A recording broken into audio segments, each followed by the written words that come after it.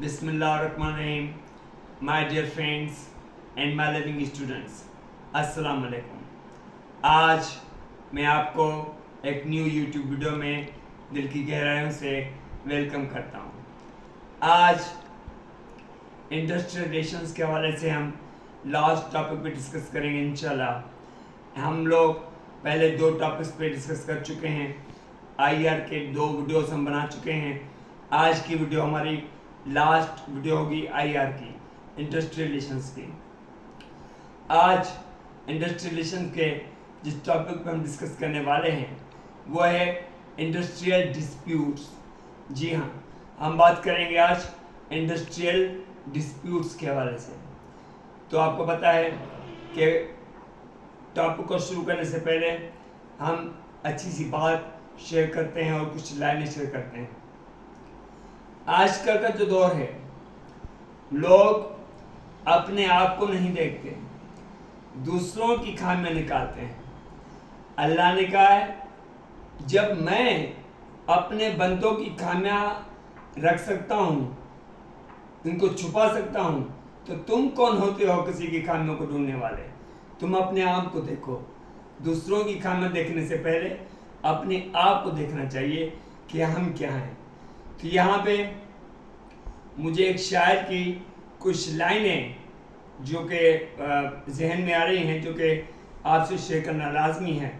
उसने कहा था, वो जो समंदरों को उछालने में लगे हुए हैं, वो एक जो समंदरों को उछालने में लगे हुए हैं, हमारी खामियां निकालने में लगे हुए हैं। वो जो समंदरों को खंगालने में लगे हुए हैं, हमारी खामियों को उछालने में लगे हुए हैं। जिनकी लंगोटियां तक फटी हुई हैं, जिनकी लंगोटियां तक फटी हुई हैं, हमारी पगड़ी उछालने में लगे हुए हैं।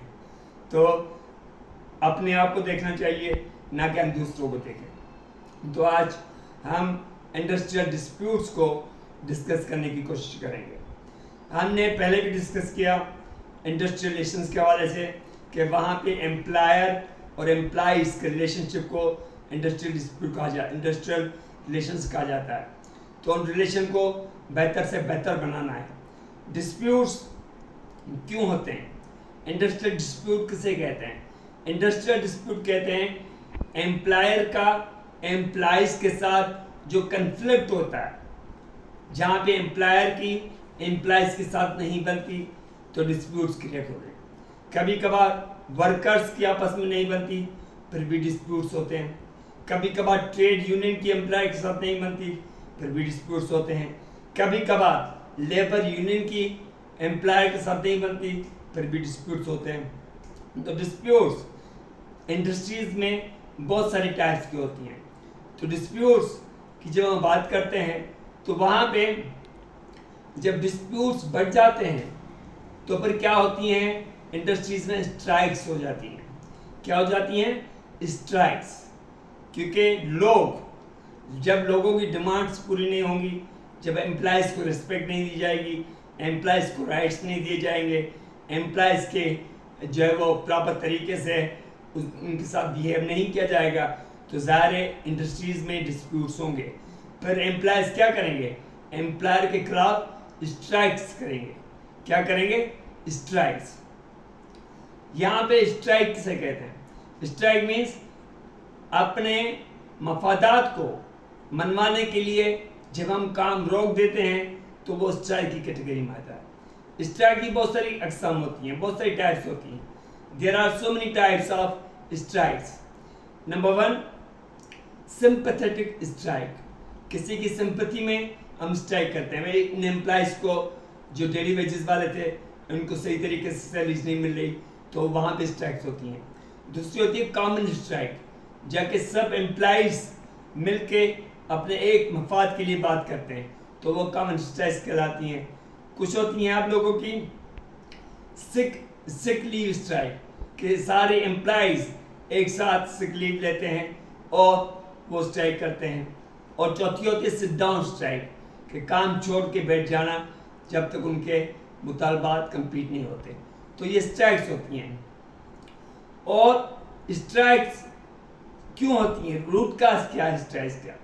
जब एम्प्लॉयज के साथ एटीट्यूड अच्छा नहीं होगा। जब एम्प्लॉयज के साथ सिंपैथी के साथ काम नहीं करेंगे, एम्प्लॉयज को उनके बेनिफिट्स जो बात की हुई है वो नहीं मिलेंगे, तो स्ट्राइक्स होंगी। जब स्ट्राइक्स हों तो हमें स्ट्राइक्स को ओवरकम करना चाहिए, स्ट्राइक्स को सॉल्व करना चाहिए। जब स्ट्राइक्स बढ़ जाती हैं तो डिस्प्यूट और ज़्यादा क्रिएट होता है। फिर स्ट्राइक के बाद आता है लॉकआउट्स। जी हाँ, लॉकआउट्स की बात आती है। जब स्ट्राइक्स आपकी ख़त्म नहीं होती तो इंडस्ट्रीज में लॉकआउट्स का कंसेप्ट आता है। लॉकआउट्स मीन्स इंडस्ट्रीज बंद हो जाती हैं, वहाँ पे काम बंद हो जाता है, प्रोडक्शन रुक जाती है, क्योंकि एम्प्लॉयज़ के राइट्स की बात नहीं होती है। फिर क्या होता है कि कुछ थर्ड पार्टीज इन्वॉल्व होती हैं जो कि इन इश्यूज़ को रिजॉल्व करती हैं। इश्यूज़ रिजॉल्व कैसे की जाते हैं, उसकी एक टेक्निक है इंडस्ट्रियल रिलेशंस के हवाले से कलेक्टिव बार्गेनिंग की। जी हाँ, कलेक्टिव बार्गेनिंग में कुछ थर्ड पार्टीज़ के लोग आते हैं जो एम्प्लॉयर को और एम्प्लॉयज़ के प्रॉब्लम्स को रिजॉल्व करते हैं, जहाँ पे वो एम्प्लॉयज़ के साथ भी बात करते हैं। बार्गेनिंग कहते हैं बातचीत को प्रॉपर तरीके से सॉल्व करना, फिजिकल बार्गेनिंग। तो कलेक्टिव बार्गेनिंग में एक साथ सारे इश्यूज को एक साथ उस पर बात की जाती है।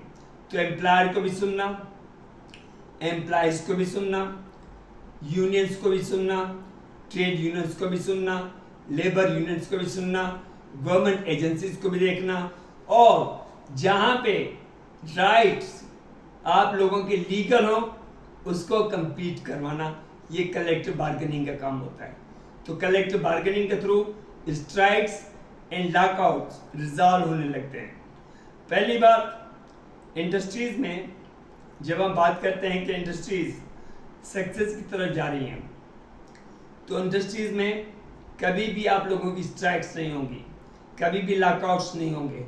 जहाँ पे ग्रुप बंदी हो जाती है, जहाँ पे एम्प्लॉयर्स अपने मफादात के लिए काम करना शुरू कर देते हैं, तो वहाँ पे स्ट्राइक्स जलन लेना शुरू हो जाती हैं। पर जब स्ट्राइक्स बढ़ जाती हैं तो इंडस्ट्रीज का काम रुक जाता है, प्रोडक्शन रुक जाती है। जब प्रोडक्शन रुक जाती है तो कस्टमर्स को नुकसान होता है। तो यहाँ पे हमें कोशिश करनी चाहिए कि स्ट्राइक्स एंड लॉकआउट्स, जो कि बहुत हार्मफुल है इंडस्ट्रीज के सर्वाइवल के लिए। इंडस्ट्रीज का सर्वाइवल क्या कहता है कि एम्प्लॉयज प्रॉपर डील के साथ, प्रॉपर यूनिटी के साथ, प्रॉपर एम्बिशंस के साथ, प्रॉपर गोल्स के साथ काम करें, और एम्प्लॉयर की टर्म्स कंडीशन को पूरा करते हुए वो सारे काम कंप्लीट करें। और एम्प्लॉयर की भी रिस्पॉन्सिबिलिटी होती है कि एम्प्लॉयज के साथ प्रॉपर कोऑपरेशन के साथ काम करना होता है, क्योंकि इंडस्ट्रीज टारगेट्स को कैसे अचीव करती है, गोल्स को कैसे अचीव करती है, जहाँ पे एम्प्लॉयज की टर्म्स कंडीशंस को फॉलो किया जाता है, एम्प्लॉयज की राइट्स को फोकस किया जाता है। जब एम्प्लॉयज के राइट्स को फोकस करेंगे तो वहाँ पे हमारे टारगेट्स इजीली अचीव होंगे। तो इंडस्ट्रियल डिस्प्यूट्स में हमें स्ट्राइक्स को एंड लॉकआउट्स को रिजॉल्व करना होता है कलेक्टिव बार्गेनिंग के थ्रू। और कलेक्टिव बार्गेनिंग एक ऐसा मीनिंगफुल टूल है जिसके थ्रू ये इश्यूज इजीली रिजॉल्व होते हैं। तो आज हम लोगों को डिस्कस करना था इंडस्ट्रियल डिस्प्यूट्स के हवाले से कि इंडस्ट्रियल डिस्प्यूट्स किसे कहते हैं। वैसे आईआर के बहुत सारे टॉपिक्स हैं। अगर हम बात करें स्ट्राइक्स के बारे में तो उसके बहुत सारे टॉपिक्स हैं, लॉकआउट्स की बात करते हैं उसके भी बहुत सारे टॉपिक्स हैं, मगर हमारे इस चैनल में हम सिर्फ आईआर को डिस्कस नहीं करेंगे। तो आईआर का आज लास्ट टॉपिक था इंडस्ट्रियल डिस्प्यूट्स के हवाले से, क्योंकि हमें और भी डिफरेंट सब्जेक्ट्स को देखना है, डिफरेंट टॉपिक्स को देखना है।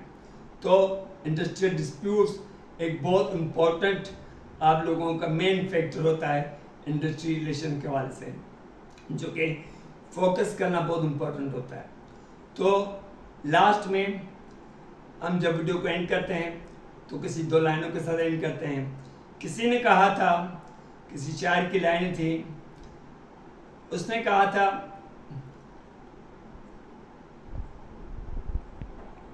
खुशी हमदम अगर होती तो रोने को क्या होता, खुशी हमदम अगर होती तो रोने का क्या होता, अगर उसको पा लेते तो खोने को क्या होता।